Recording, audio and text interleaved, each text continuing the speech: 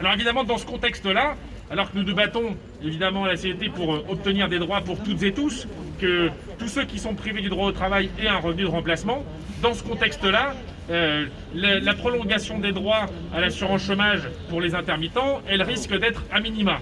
Et c'est ce qu'on peut lire entre les lignes dans la lettre de cadrage qui a été adressée donc le 1er février à André Goron.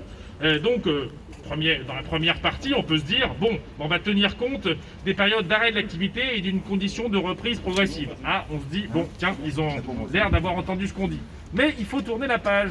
Et quand on tourne la page, et je le fais en direct devant vous, devant vos yeux médusés, alors on nous dit déjà il y a des mensonges sur les sommes concernées, puisque le coût pour l'Unédic est évalué à 940 millions d'euros, ce qui est déjà faux, puisque ça oublie le fait qu'en temps normal, il y aurait eu des dépenses d'assurance chômage, donc ce chiffre est déjà faux.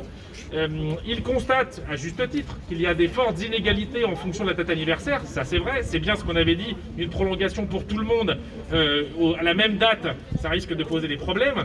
Donc nous on avait proposé que l'on prolonge d'1 an de toute la durée postérieure aux interdictions, et c'est bien pour ça que nous ne sommes pas encore sortis d'affaire, alors que la prolongation jusqu'au 31 août 2021, elle fait comme si on avait retravaillé normalement depuis le 1er septembre. Et la situation s'est encore dégradée depuis le 1er septembre, et finalement maintenant c'est dans 6 mois, et beaucoup d'entre nous n'ont pas leurs heures pour pouvoir travailler. Alors on nous signale qu'il est probable qu'elle soit très variable selon les secteurs. C'est un constat, c'est sûr que dans l'audiovisuel, on peut travailler, pour l'instant, contrairement à beaucoup de secteurs du spectacle vivant. Sauf que les secteurs sont interpénétrés. On ne sait pas quelle sera la conséquence, par exemple, pour le cinéma, on est devant un cinéma, quelle sera la conséquence pour le cinéma des arrêts de fermeture des salles sur le financement. Les financements de films se font décaler dans le temps. Ce qui a fini par se tourner en 2020, c'était des films qui étaient financés auparavant. Il pourrait y avoir une baisse de l'activité considérable.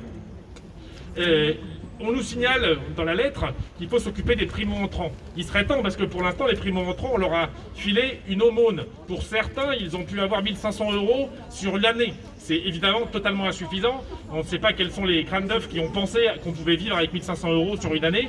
Visiblement, ça ne leur est jamais arrivé. Et puis donc, les pistes identifiées seront concertées avec les organisations représentatives du secteur. Bon, ça c'est nous, donc on espère bien qu'on sera concerté. Si la concertation, ça consiste à faire comme pour le reste, à nous recevoir une fois de temps en temps et à n'écouter rien de nos propositions, ça risque de coincer. Enfin, et c'est là le point le plus important, les pistes s'appuieront sur le régime préexistant d'assurance chômage intermittent, entre parenthèses, clause de rattrapage. Alors là, je fais un tout petit peu de technique. Qu'est-ce que c'est que la clause de rattrapage ? La clause de rattrapage, c'est quelque chose que nous avions gagné de justesse en 2016 pour permettre à ceux qui n'ont pas leurs heures en temps normal, hors crise sanitaire, d'avoir un RAP de 6 mois qui est considéré comme une avance si on arrive à refaire ses heures, mais à condition d'avoir au moins 5 ans d'ancienneté, d'avoir au moins 338 heures sur les 507, et donc, dans ces cas-là, de vous fournir 6 mois.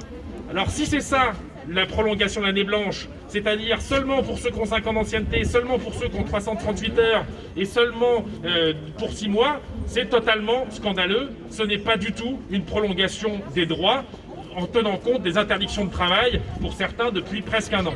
C'est évidemment autre chose que nous allons demander. Nous allons demander une prolongation des droits pour toutes et tous, une prolongation de droits pour tous les intermittents et les intermittentes, y compris une ouverture pour les primo-entrants comme nous le demandons depuis le printemps, et nous allons le faire solidairement avec tous les demandeurs d'emploi qui doivent être indemnisés et qui ne veulent pas d'aumône.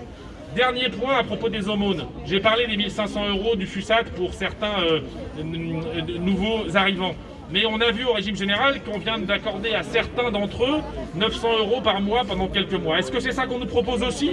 Est-ce que c'est des prolongations comme ça pendant quelques mois? Ou est-ce que ce sont des vrais droits à l'assurance chômage qui viennent par ailleurs remplacer des revenus perdus? Et de toute façon, nous voulons travailler et nous exigeons que les milliards qui ont été déversés sur des entreprises dont certaines n'en peuvent plus, ça soit vraiment fléché sur l'emploi pour nous permettre de travailler et de maintenir tous les droits sociaux. Nous allons continuer à nous battre pour ça.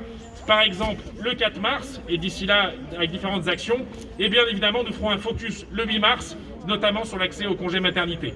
Donc c'est pour ça que nous continuons les luttes, que les actions de ce type, on va tâcher d'en multiplier dans différents endroits en France, et que nous allons mener, nous annonçons une journée d'action, de mobilisation, de manifestation et d'action le 4 mars, qui sera une sorte d'anniversaire des annulations des plus grosses jauges. Il y a presque un an, le 4 mars, on nous annonçait la fermeture d'abord des salles, des événements de plus de 5000 personnes.